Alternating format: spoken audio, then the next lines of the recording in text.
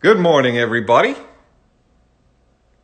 At least morning to here where I live. Hope everyone's doing well. Feeling like we're gaining. We're gaining on the end of this experience. Steve, top of the morning. We're looking for Tony. If anyone sees him, direct him my way, please.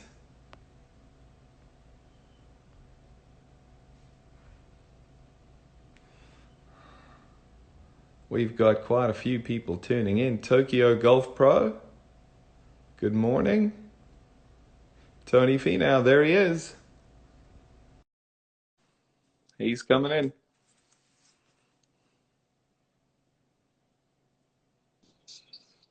Tony, top of the morning. Good morning. How you doing? I'm doing great. It's lovely to meet this way. Thank you so much for kind of getting your day underway, perhaps a little differently, a little earlier than you might imagine. Yeah, no doubt, but it's all good. It's a pleasure to meet you. I think most of our meetings these days are virtually anyway, so nice to finally meet you. Good to meet you too, Tony. How are you and your family dealing with it? What are you guys up to? I know I see those cool Instagram posts, and it looks like you got some good spirit going. Yeah, we're trying to keep the glass half full for sure. But doing a lot. I working out quite often with my wife, and Yeah. yep, doing a lot of that, doing a lot of eating. Yeah, it's amazing, isn't it? It's when that fridge is sitting there talking to you all day. I know I'm having a hard time resisting. 100%. I actually took about a month off of practicing and playing after the Players Championship, and then got back into the swing of things just beginning of last week. So, Okay, um, good, yeah. good. So It's interesting, isn't it? I'm sure since you got going and you got on tour, you haven't had a solid month off of golf, really. that's right. Yeah. Yeah, we don't have breaks. On the PGA Tour, it's different than most sports. We don't have that 3 to 4 month off season. You kind of have to pick and choose throughout the year the tournaments you want to play and make sure you're fresh for all of them. But it's been obviously it's a crazy time, no question. But Yeah. it's been nice. It's been nice for me to spend time with my wife and my kids on a daily basis. Kind of almost feel like I'm working a 9 to 5 job, and I've got a lot of time on my hands to hang out with them. So I'm enjoying it, but also doing our part with social distancing. That's cool. That's cool. Good to hear. So Tony, I've got to jump straight in. The Okay, question, if I think of Tony Finau, and I must say I'm a huge fan. I love the way you play. I love what you stand for. And I thanks. really, the big question I wanted to ask you was about 12 months and 2 weeks ago, you find yourself on Sunday standing on the first tee, final group, Masters. Can you tell us what that felt like? Because I think of most of the people watching are golfers themselves, and we've all at some point imagined how we would handle that. What did that feel like? Yeah, well, Saturday night, I was anticipating play with Tiger so much throughout my life. I think I have to take you Yeah. guys back. I have to take you guys back to the April of 1997. It was the first golf tournament I ever watched, and I watched this guy in red and black just torch Augusta National, and I was in awe watching him perform, and just all the announcers talking about him. This is my first tournament, golf tournament I've ever watched. I Amazing. wasn't playing. I wasn't playing golf at the time, but there was something about the whole Masters experience, and we all understand that now, Yeah. and I understand that now. But there was something about the way they were describing the place, the music, the green grass, everything about Augusta National to me stood out.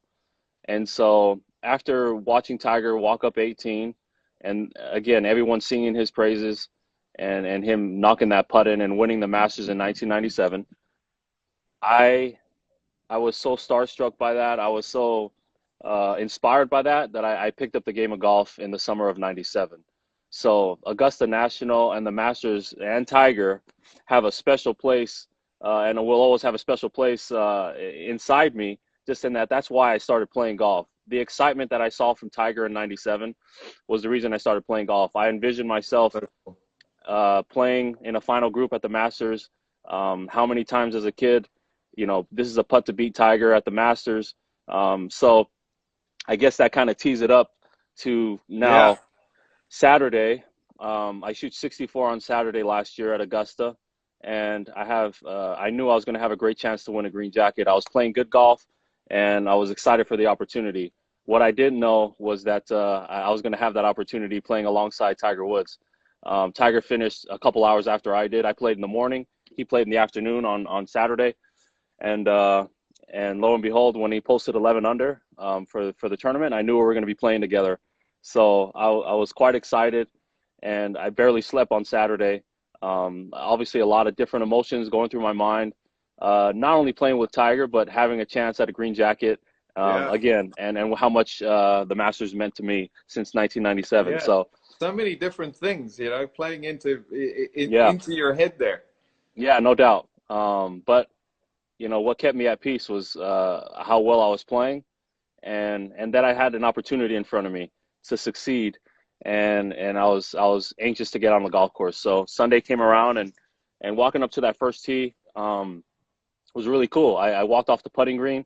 Both of Tiger and I, there's a practice green right next to the first tee there, Yeah. and I putted for about 5 minutes, and I walked over to the tee, and it was so electric. It's hard to explain, but there were so many people around that it was like a sea of people, and you just heard everybody. You felt the energy.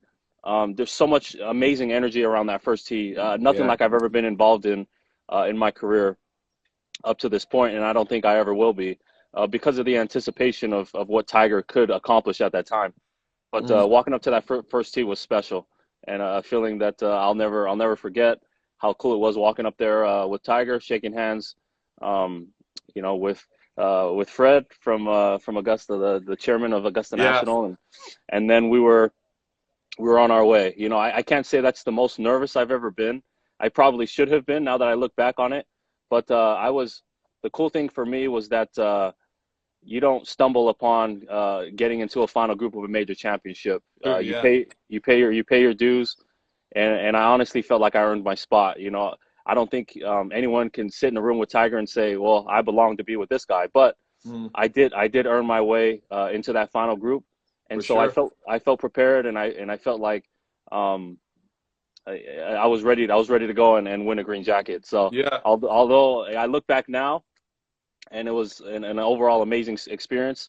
But at the time for me, it was, head down, Mm. blinders on, and try and win a green jacket. And so you set up over that first tee shot, Tony. What are you thinking? Are you really getting into the shot? You're thinking about a swing key, or you're thinking, don't do this. What's your mind saying?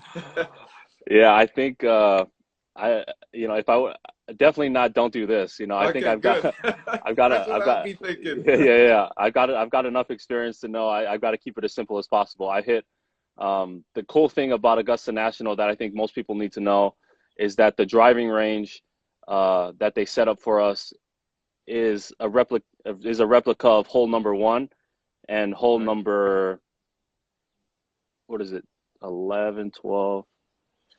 Trying to think the other hole, but it's a replica of two holes the way they set up Okay. the driving range. So they have a replica of number one, which is the right side of the driving range, and so I hit a handful of tee balls there to make sure that Okay. I was ready to go. So I do that often when I warm up in practice. I play the first couple holes on the range before I get Okay. out there, and so I really not a lot of thinking. You kind of Cool.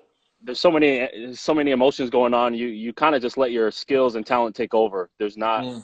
There's not too much thinking going on. Just you tee the ball up, a lot of nervous energy, but Yeah. um, you That just you that trust in your instincts and let it go. yeah. That's where all the work, I would imagine, takes over, and you just let it go. No Okay, doubt. so we're a couple hours down the chronology here, and we're standing on the 12th tee. Who's first up? You hitting first? No, Frankie. Frankie Okay, hit. that's okay. He's hitting first, and so just take us through that 10-minute window there, if you would, please, Tony. Yeah, yeah. So Tiger and I are two back of Frankie. Frankie's teeing off, and he's playing amazing golf. Anytime he's hit a shot offline or anything, he's recovered. So we're coming down the home stretch now on 12, and Frankie pulls out an 8-iron, and he hit it a little heavy, and I could tell in the air his ball was going in the water. So I knew this was the opportunity that Tiger and I have kind of been waiting for, to open up. So Tiger gets on the tee, and Tiger hits second, and he hits it in the middle of the green where he's supposed to. I see him line up, almost left edge of the green. So I know he's not even hitting near this pin. The wind is in and off the left, 155 yards.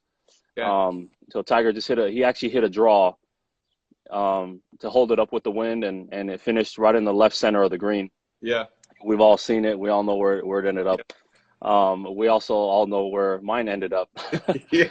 Unfortunately, I actually hit a pretty good shot, but I made a last-minute adjustment. I was standing over my ball. I was aimed at Tiger's ball, and I wanted to finish my ball over the middle of the bunker. If it was, if the wind catches it, at least it just falls in the sand.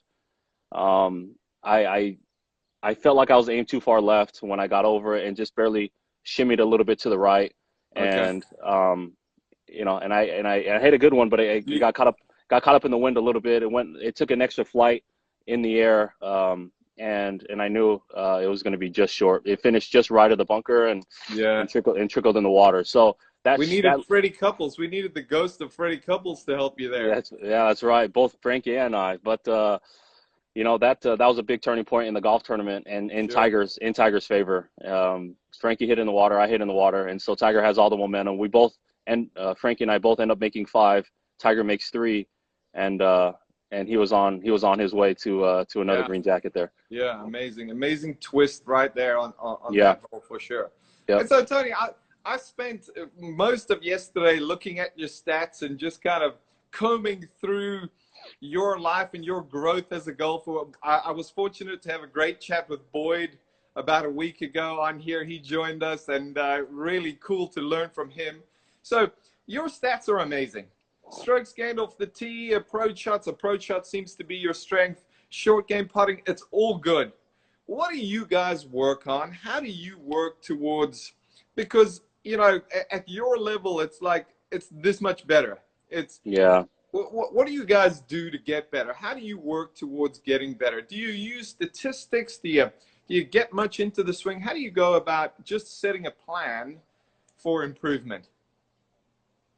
Yeah, that's a great question. And I think in our game, what I've learned, and I'm still learning, is to how to keep it simple, because it's such a sophisticated game if you make it, and it's such an overwhelming game. There's so many moving parts. You got to be great at everything. But I think, what Boyd has been able to teach me, and what I agree with, is that there are certain parts of your game that will always be your strengths. And I've always known how to hit the back of the ball, no matter what swing technique I've had, no matter what thought I've had.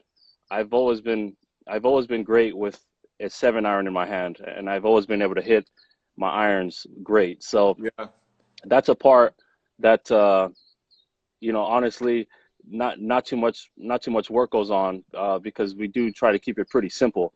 A part that I have always struggled with is driving the golf ball. And early in my career, I had all the length in the world, but I didn't know how to hit it straight. I didn't know how to hit it in the fairway. So Boyd, I think one of my most patent things that I see people talk about, or hear people talk about when it comes to me, is how short my backswing is. At the end of 2015, after my rookie year, we did look at the stats, and Boyd always believed that I could be one of the best players in the world. But he says, if you don't learn how to hit it straighter, you're never going to become a great player, a great golfer. Let's learn how to hit it in the fairway off the tee. So we started working on this little bullet fade shot, and that's, I ended up producing a short backswing just from a shot, not from thinking about a technique, but learning how to hit this little low cut. But I think I bring that up because, again, I think when it comes pertaining to me, I have strengths, and I have weaknesses in my game. And to me, it's more about polishing up what I'm not keeping the part polished that I'm great at, but it's Yeah. more about working on the hard parts for me, and pertaining to my game. So that's what we attack short game a lot, and T-balls a lot, um, Okay. and that's and that's how we try and attack our game and try and get better. And so, Tony, I remember a long, long time ago, I heard legend of the Finau brothers, and both of you and your brother were really, really long. You're Yeah. still really long. But would you say that it's been a little bit of a conscious decision to try to perhaps, and I looked at your club speed, I think it was 16, 17, 18, 19, and your club speed on the PGA Tour, your radar stats, you've gotten a little bit slower each year. And it sounds like in talking with Boyd, he said when he first met you, you hit high draws and the ball would go, I would imagine it would go forever. Yeah. And now you're trying to become more of that scoring machine. Yeah, I've learned on the PGA Tour. I'll always have length. I always have speed, but I got to keep it in the fairway, and I learned that real fast on the PGA Tour. But yeah, I would agree with that. So many guys are obsessed with distance, and it's a great part of it's a huge part of our game. I think if you look at the Yeah, top 30 players in the world, 18 out of 20 of them are power players, just meaning yeah, that we all can fly the ball 300 yards. yeah. Um, but I've just had the luxury, and I can only speak for myself, but I've always had Sure. the luxury of having speed. Mm, And so when I get over a golf ball, I'm not thinking how hard I can hit this. I'm not thinking how far I can hit this. I'm just trying to put it in the fairway, and that's the honest truth for me. Just yeah. because length and distance is something that I've always had, and I just have the luxury of having that. So learning how to hit Mm, it in the fairway has always been my thing, and so I think I have lost some of that speed, but gained a lot of accuracy, and mm, my scores have shown me that that's the right thing for yeah. me. And if I want to pull back and pull an extra 5 to 7 miles an hour of club head speed, I could do it, if I wanted Yeah. to. But for the Yeah. most part, I keep that locked away and try and hit it in the fairway. And it was interesting the way Boyd explained it because he said you would be a little inconsistent with the driver, and so as a result, you wouldn't hit it that often. Yeah, And he said, looking at it, by getting straighter with the driver and perhaps a little shorter, as a whole, as a player, you're actually longer off the tee now because you use the driver more often. Whereas in the past, you'd yeah, have to use additional clubs. Now you're actually, if you add up the distance of all your tee shots, let's call it 14 tee shots, you're yeah. actually longer than you used to be simply because you're better, straighter with that driver, and so you can hit it in play more often. Exactly. I get to hit the driver more, and I am so confident hitting my driver off the tee that I look for opportunities to hit it where I used to be scared to hit the driver because I hit it Yeah, offline. I was hitting a lot of 2 irons off the tee, 3 irons just to keep it in play.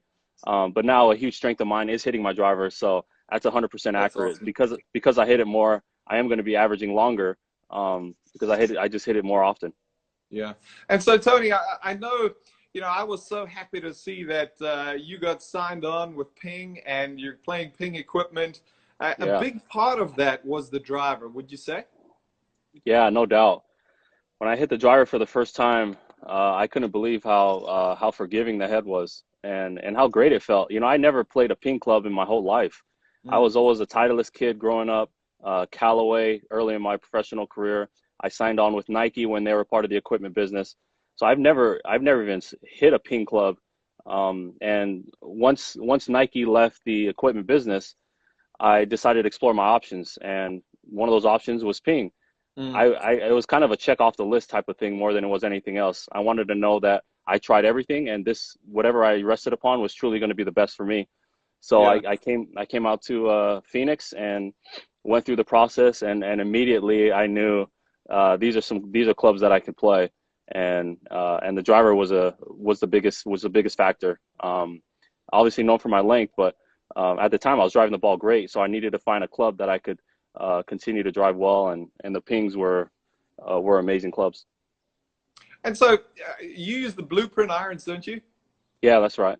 I must say, as a ping guy, I've tried those blueprints a few times, and they're very, very tempting to me. Like they look, I hit the 7-iron, and then I go, okay, man, that looks so good. It feels Yeah, beautiful. And then I yeah, realize, well, I may have to hit a 4-iron at some time. And yeah, then I go, no, exactly. no, I'm going to use something else.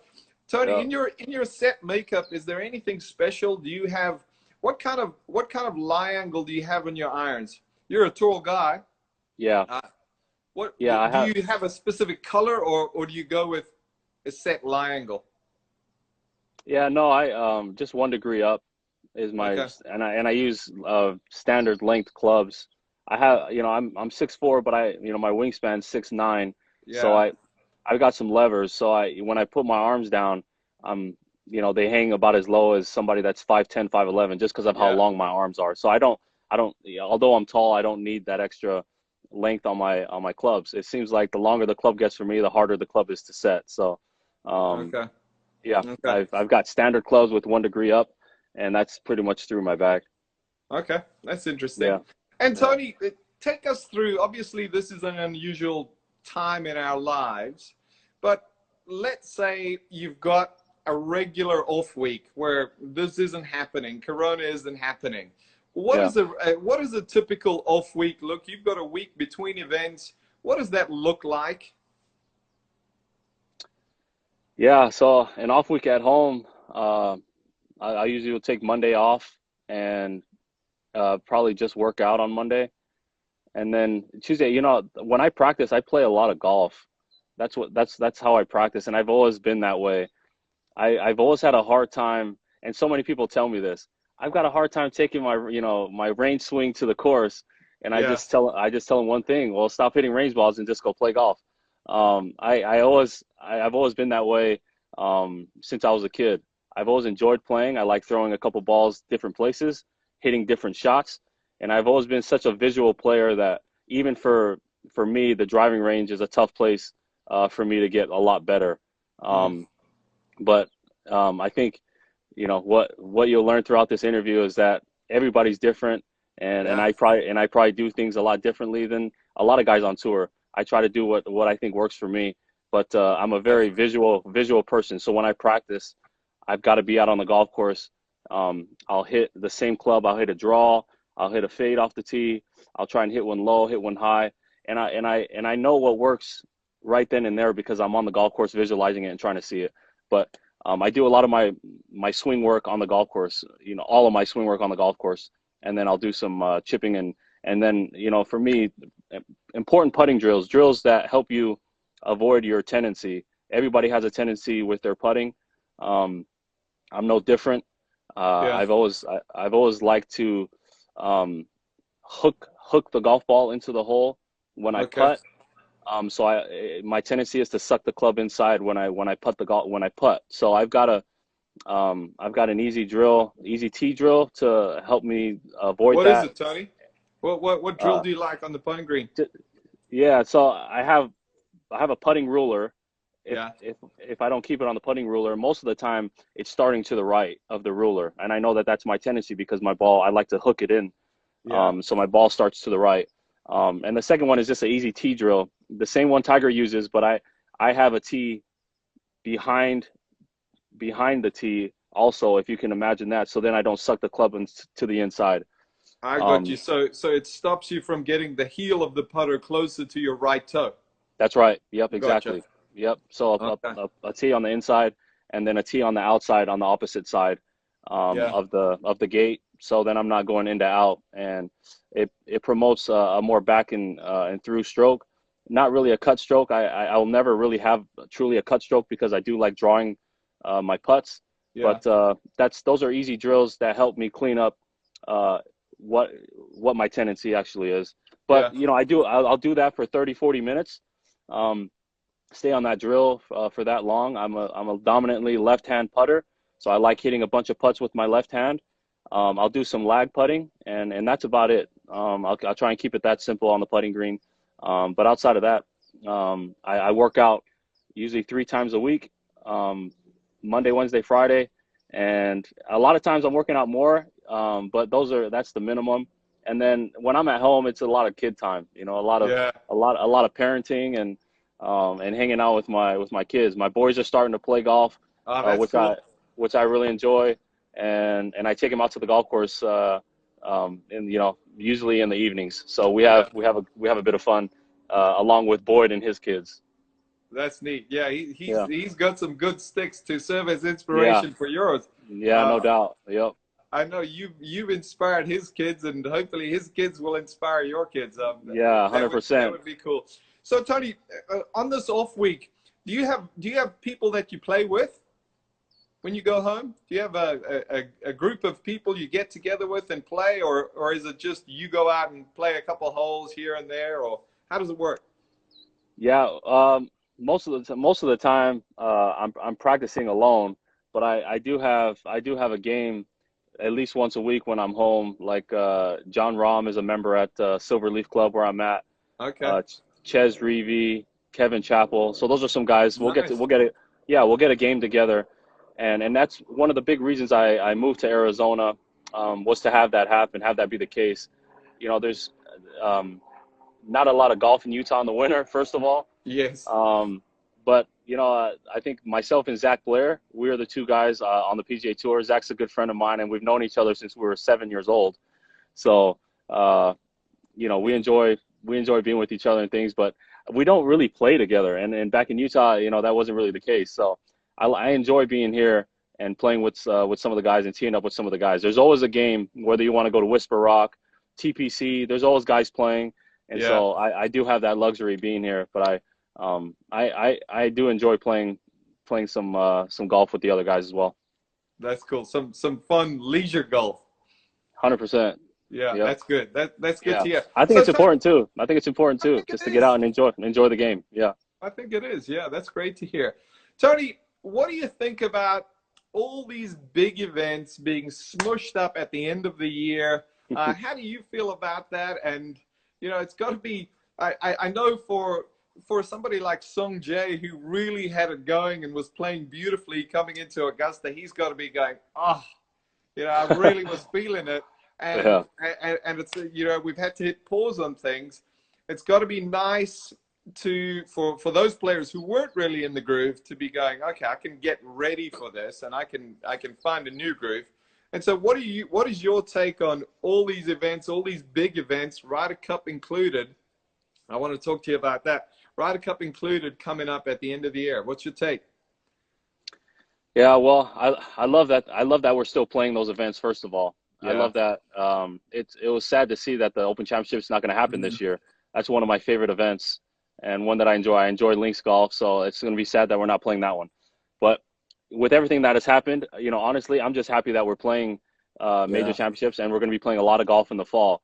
I tell all my whole team, anyone around me that could listen, I say, look, this is our time to have off, guys. We're going to be full blitz in the fall. We're going to be playing a lot of events, and hopefully I'm one of the guys that are playing some good golf throughout that stretch. And the way I can predict how that goes is how we train now. So Yeah.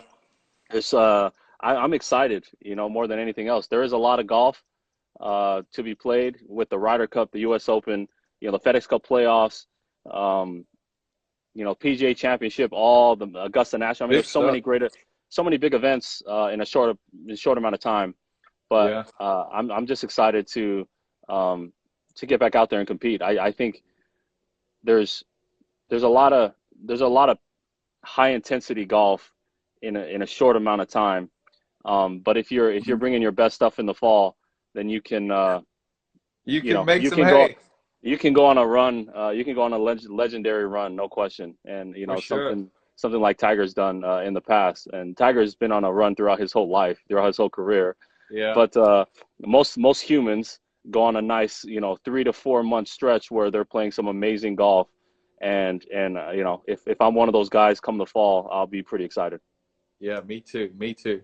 So, Tony, my most recent memory of team golf is the President's Cup. And you've played on a Ryder Cup and a President's Cup now, and your record has been very good. Talk to us a little bit about your experience with the first Ryder Cup. And then I want to touch on some Pres Cup at Royal Melbourne. Talk to us about Le Golf National Yeah. and playing over there. How was that experience? Yeah, it was an experience I'll never forget, no question.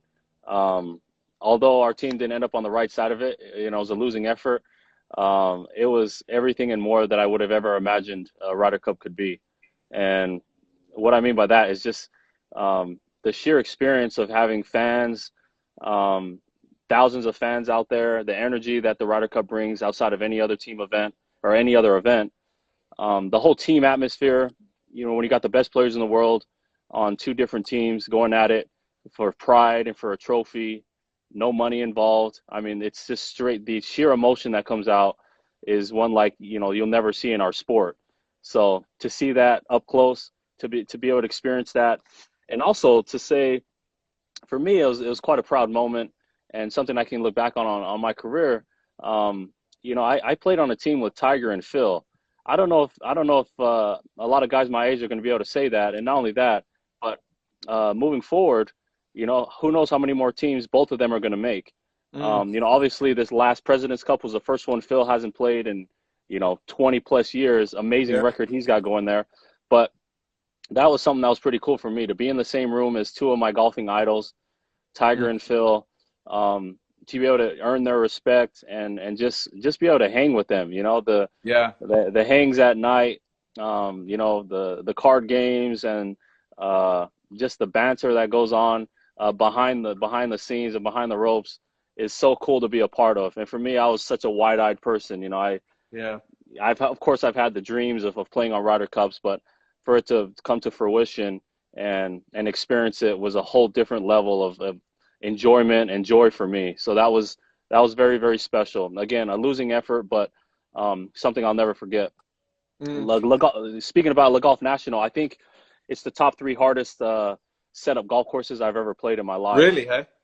100%. The only ones I could think of off the top of my head that were tougher was Shinnecock in 16 and Oakmont, or Shinnecock in 17, Oakmont in 16. Those are the two events. Those are two golf courses I felt like that the only two that were harder to me than Le Golf National, the way they set the golf course up.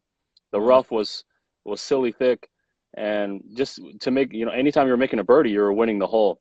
So I played some amazing golf that Sunday to take out Tommy Fleetwood. Yeah. Um, and you know, I made 6 birdies in those 14 holes, shooting 6 under, and just some of my best golf I've ever displayed. And I think a lot of it was the energy. A lot of it was, you know, I was playing some good golf at the time. But the way they set that golf course up, it's an amazing venue. It seems like water's in play every single hole, That's what it looked like. firm fairways, super thick rough. But overall, the experience, you know, that kind of put the cherry on top for me. Again, a losing effort, but Yeah. so fun to be a part of that atmosphere and that team event. Yeah. Moving on to the President's Cup. Yes. Uh, Again, a unique experience. Tiger being your captain.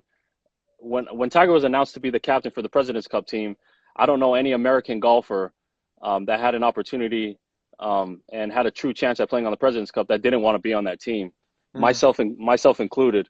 Uh, I relished at that opportunity to just make that team because this is Tiger's first captaincy and legitimate chance to play with Tiger as a playing captain. So many great things going on leading up to the President's Cup. So when I got that call from Tiger that he wanted me to play on his team and had a lot of great things to say about my game and how, you know, how much I brought to the team, I was more than excited, and one of the true high points in my career up to this point.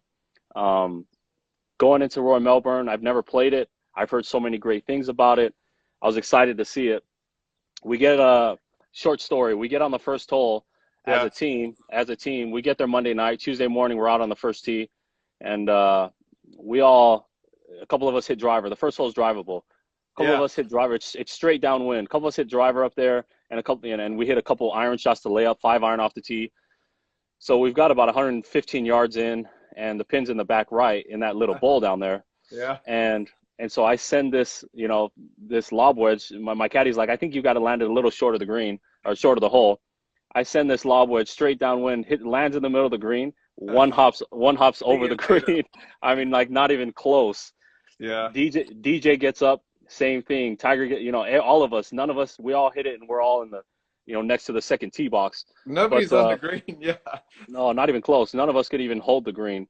So it was amazing to play that type of golf throughout that week, and there was a lot of adjustments that needed to be made throughout the week. Yeah. But the overall experience was special. We were able to come back from behind and win, That was amazing. and I think one of the cool things for me, being inside the ropes, was listening to Tiger and how he never thought we were going to get beat. In our locker rooms, he always explained to us, guys, we got them right where we want them. They're shooting all their bullets early, and whether that was the truth or not, he made us believe that we were the favorites. We were going to win.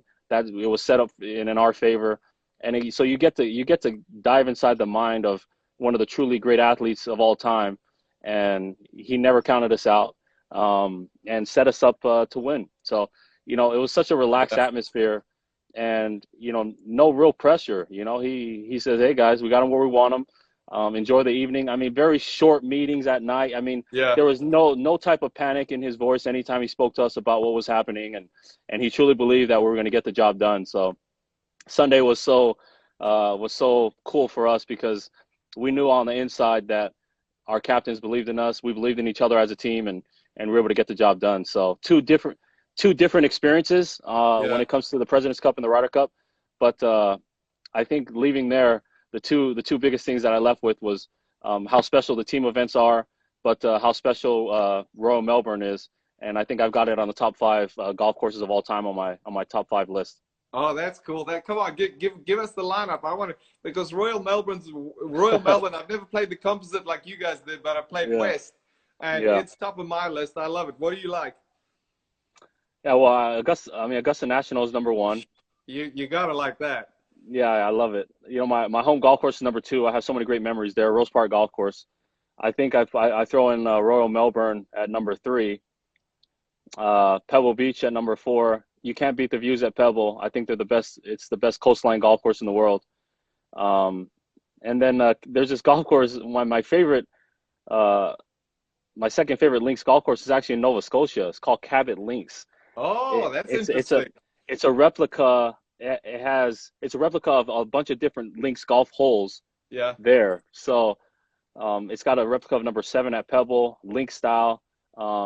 18 at St. Andrews. So it mixes in a lot of different holes.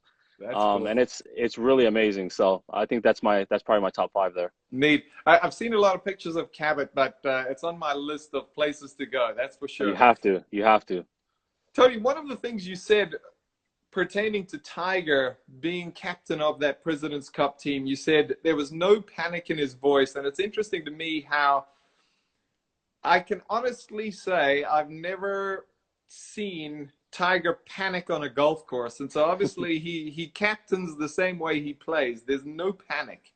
And no panic. There was no panic at all. And they got off to a great start. The international team got off to a great start. We had every reason to panic and worry about our position. We were behind the 8 ball early, and we turned a lot around on was it on Friday? We could have been down 9-1. Yes. And we ended up afternoon session. In the afternoon session, and we ended up coming back to 7-3. Yeah. And that was a huge turning point. JT made a huge putt, and Cantlay made a huge putt on 18 and turned those matches around. So those were huge momentum builders, and Tiger treated it that way. Look, we were down 7-3, but Tiger says, guys, we got all the momentum now. It was always positivity, always hope, and never, hey guys, we got to pick it up. I know we haven't played our best. There was none of that. It was just straight, guys, we got them where we want them. They're shooting their bullets early. We've got a great opportunity in front of us. Let's go take care of business, guys. I got the best team in the world right here with me. Just always singing our praises, and I think that was his way of just showing us that he believed in us and that we could accomplish something pretty special that week. We needed to. I mean, Saturday and Sunday needed to go our way, or we were going to get beat. So it really was a case of, I thought Ernie did a great job with his team, and Tiger obviously did a great job with his team. So Yeah. we got Ryder Cup coming up. Whistling Straits. Should it happen? We're going to say it happens. Nobody's made the team yet, but Yeah. I'm counting on you, Tony, to make that team. You've got some good history at Whistling Straits, if I remember correctly. Can you Yeah. tell us a little bit about the golf course? And it would be unusual, wouldn't it, to obviously play it without fans? No doubt. That would Yeah. be that would be strange. Yeah, I don't think the Ryder Cup is the same without fans. That's the one tournament that I don't think is right to play without fans. So if that ends up being the case, it'll be quite a tragedy, I feel like, for the event, Yeah, because so much of that event is the fans, the energy, the singing, all yeah, that. So I don't think it should happen if there's no fans. Talking about Whistling Straits, so the 2015 PGA Championship, it was my first PGA Championship I ever played, and through 50 holes, I was leading the golf tournament, and that was pretty cool for me, and very uncharted territory early in my career. I was a rookie on the PGA Tour, and I ended up finishing in the top 10. So I had my first top 10 ever in a major championship at Whistling Straits. So to say I enjoy the golf course and I like the golf course is probably an understatement. I think it's up there as also one of my favorite golf courses that I enjoy to play. It's a strange course, just in that or just very unique. yeah. It's a links style look, but it plays like a traditional course on the coast. So Mm, it's very strange to explain how it sets up and how it plays, but it's a very unique type of golf course. It yeah. has it has a lot of uh, linksy style feel to it, but on the coast. So it's kind of funny. A few trees involved, cool bunkering and different things. So it's a very unique golf course, but a very special one. And I definitely enjoy playing it. So I'd love to be on that team and playing for the guys, and hopefully they can make it happen. But again, I'm an advocate of it happening with fans, because that's what makes the Ryder Cup to me. For sure, for sure. I got to play Whistling a couple of years ago, and I was a little apprehensive going there in that I thought it would be tricked up. And I must say, my experience having played the course a couple of times now is I thought it was tremendously fun. It's a cool look. It's got this linksy look, but it doesn't really play, like you say, like a links golf course. It can Yeah, certainly be windy, but I really thought the golf course was fun. yeah, I enjoyed it. I yeah. enjoyed it. So fun, so fun. So many different looks. Okay, so Tony, I got a question for you here.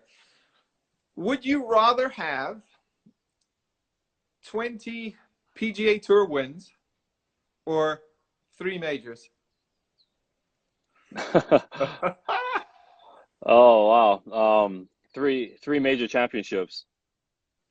I think Yeah, that's certainly that would be my pick. That would be my yeah. pick. I think I would have two major championships over 20 PGA Tour events. Okay, that's Yeah. interesting. Yeah, I try to get the sweet spot to where I thought it would be a hard pick.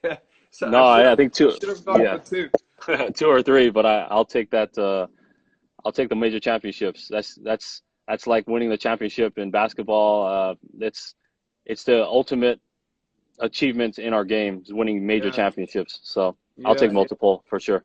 Yeah, that certainly seems to be the case. And so, Tony, as a result of that, with your, and certainly looking at your career, you've performed extremely well in the major championships. I think you've played in 15 thus far.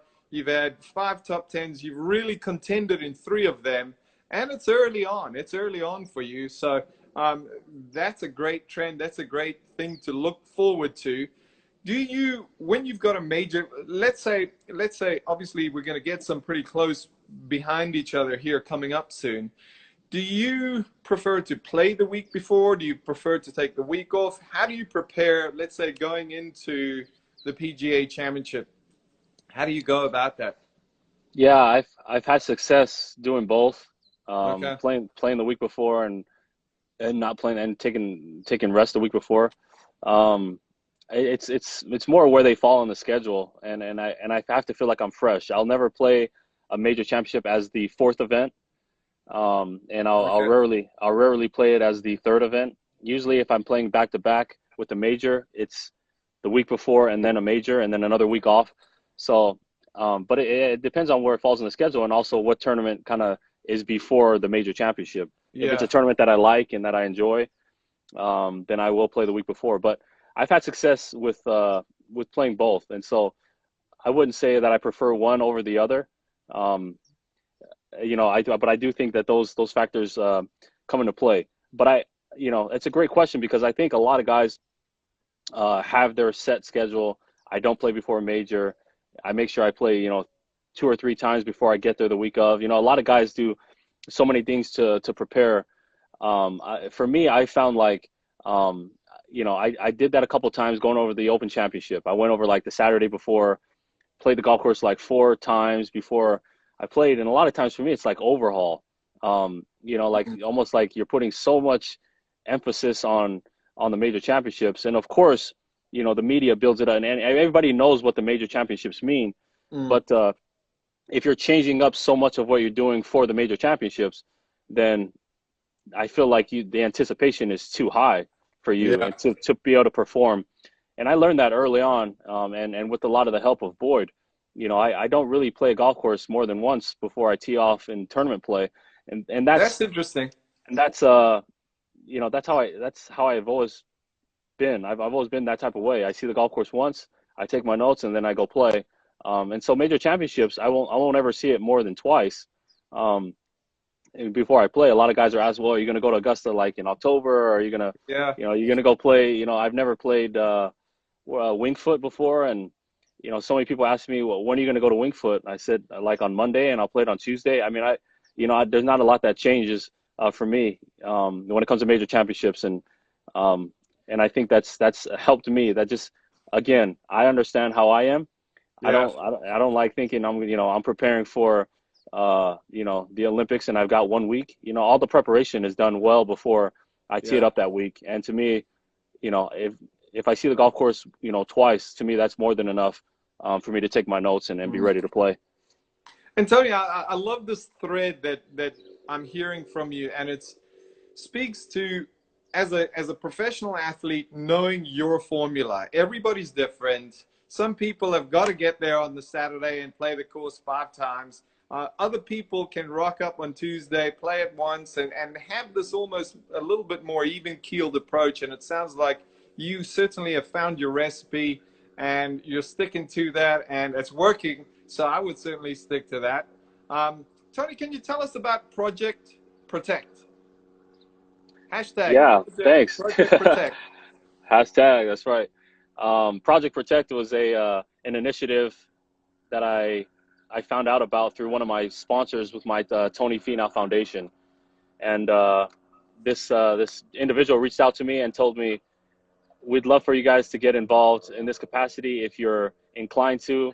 And basically what they're trying to do is traffic people to help them make 5 million masks for the medical caregivers, the health caregivers on the front lines in Utah and in around the Utah area. And with that, they're going to need sponsorships like donations, monetary donations, as well as a lot of volunteers to help sew these masks. And Yeah. so that was an initiative that we were looking into as a foundation and an area that we wanted to help. We had previously donated to the children and families in Utah in our area, an area that I grew up, providing over 30,000 meals and putting a lot into that. And that's where we felt like the need was. And after that, we felt like the need was to help the medical caregivers and health caregivers on the front lines. I feel like the true heroes of this whole pandemic, the ones truly fighting this virus on on a daily basis and truly trying to save lives. And that's not only now. And I think that's something that I've learned, or not that I've learned, but my eyes have truly been open to, is not only now are they protecting us in our lives, but we count on them every day to help give us the true advice, the proper advice with our health and to keep people alive. That's just the honest truth. So I felt like what better way to do to tell them thank you and give back than to get involved in this Project Protect. So we were all in once we heard it, and we're happy to be a part of this whole initiative. And so, Tony, where can people go to learn more about it? Can they go to your Yeah, foundation? What's their yeah. website? they can go to projectprotect.health and justserve.org. Those are the two websites we want to traffic all the volunteers. And if you feel inclined to help and things, then please visit those websites. Tony, that's really great. And you know, it's nice to read all the comments going here. And there's a lot of people saying, thanks for being a great example, and thanks for standing up for what you believe. And I think it's awesome what you and your family do. It really is great. I wanted to ask a question. You mentioned something earlier. You said it wasn't the most nervous I've ever been. Yeah. What was the most nervous you've ever been? Well, it still has something to do with Tiger. So I'm coming down hole 18 at the President's Cup in my match against Hideki, my singles match on Sunday. Yeah. And I want to tee it up just slightly. So Saturday evening comes around, or Saturday afternoon, right after play was done, and Tiger comes into the locker room and says, "Hey guys, we got to put together our list for singles matches. Where do you guys want to go? Do you guys want to go early, late, middle, whatever? You tell me and I'll put you there." So I'm immediately, Kuchar, I just finished playing 36 holes with Kuch. Kuch is like, yeah. Tony's got to go early. He's going to win a match. Tony's got to go early. So he's throwing me out there. And I'm like, I'd love to go early, Tiger. But Tiger's like, well, how early? I'm like, really early. And he's like, well, I'm going first. You want to go second? I'm like, yeah, I'll go second. So we set it up that way because we knew we needed points early. Yeah. So I kind of threw myself out there. Kuchar threw myself out there, and then I threw myself out there. That's important to the story in the context of why I was so nervous coming down to 18. So yeah, Tiger goes off and is taking care of business early. I go off, I get off, and I'm just getting absolutely waxed early. Just Hideki's making everything. Just I can't have anything go my way. Just the whole thing, right? So we get on hole 10. I'm 4 down, and I hit it in the fairway. He hits it in the fairway. Hideki hits first. He hits it to 10 feet, and I hit it in the back bunker. And so Hideki has 10 feet to go 5 up with 8 holes to go. Yeah. I'm thinking in the back of my mind, if he makes this, this match is going to be extremely hard to win. I haven't given up hope, but I need this putt to miss. Yeah. He hits a great putt that just lips out. So for some reason that gave me some type of momentum. I don't know why. I'm 4 down, but that gave me some type of inspiration that I could come back. We're walking to the 11th tee, and my caddy looks at me and he says, "Hey T, we're going to get this W. Let's go." I birdie 11 to go 3 down. I par 12. He bogeys. I go 2 down. I make a 30-footer for birdie on 13, 1 down. And on 14, I erase the deficit by making another 30-footer for birdie. So I'm standing on the 15th tee, all square. And again, for me, that's amazing. That was an amazing run because I had erased the deficit in 4 holes, and now I've got 4 holes to win the match, and that was my full intention. We both par number 15. 16 is the hardest hole in the golf course, dogleg left, straight into the wind. Hideki hits driver 6-iron to 6 feet and makes birdie, so he goes 1 up. On 17, I'm 1 down with 2 to play. On 17, I hit it to about 12 feet for birdie. Hideki hits it to 30 feet. Hideki runs it by about 5 feet, but I'm not in a million years I'm ever thinking he's missing that. Yeah. So I'm like, I've got to make this or I'm not going to have a chance to win this match. And I hit a great putt that just lips out about 18 inches past. Hideki gives it to me. So I'm standing there on 17, watching Hideki, standing over this 5-footer. And to me, it was crazy how much time he was taking over this thing. I'm like, man, I think he's going to miss. I didn't want to think it, but and he ended up missing. Yeah. And so I've got all the momentum now. We're standing on the 18th tee. It's my tee. Yeah. Tiger just finished his match with Answer. And so DJ finished his match. So DJ and Tiger are on the tee now, watching me tee off in a match that I told them I was going to win or, at least salvage. I wasn't going to lose. So, here I am on the 18th tee and just nervous as heck, literally nervous out of my mind. Like I could barely tee the golf ball up. Just, I don't know why, but just nerves off the chain. So I end up teeing the ball up, and again, Tiger and DJ are on the tee box watching, and I end up absolutely striping this thing, perfect bullet fade, Awesome. right down the middle of the fairway. And again, it's one of those times where you literally go blank and just let your Yeah. instincts take over and let your natural talent just shine through. And I was able to do that and hit a nice 8-iron in there to about 25 feet, and I had that to win the match. Just missed. I just left it on the low side, but to salvage a half in that Big. situation was gigantic for our team. Tiger was so proud that I was able to come back and just salvage a half for our team and not get a loss. And Ernie ended up coming up to me and saying, "You little bugger, we needed we I needed know Ernie didn't say we you little bugger. we needed this match." But he said, "Well played," and I think the whole international team kind of felt the same way, that they needed that one to truly beat us. But Yeah. that was the most nervous I've ever been, standing on that tee, because of how I was playing, but kind of the declaration that me and Cooch made the night before, Yeah. and telling the whole team how well I'm playing and that I'm going to go out and win and all these different things. So for me to just come back and salvage a half was a huge win for our team. That's cool. What a great story. Thanks for sharing it, Tony. Yeah, yeah. Tony, I really do. I've got to say, I cannot say thank you enough for coming on, agreeing to come on and talk to some little golf coach you've never met before. I really appreciate your time. It's been so cool just learning from you. I know there's a ton of coaches, there's a ton of golfers who've been listening in and who are going to watch this down the road. And hopefully everyone's going to, I know they're going to learn from you and the example that you set, but perhaps they might gain a little bit for themselves golf wise and perhaps as a coach too. So I really appreciate it. Thank you so, so much. It was great. And I hope we get to meet down the road. Please stay safe. We'll be looking out for you. You've gained a bunch of fans today. I know that. That's easy for you. I must say, I'm so excited. I know you are for this upcoming schedule. I hope it gets to go. I hope we get to see you out there, Tony.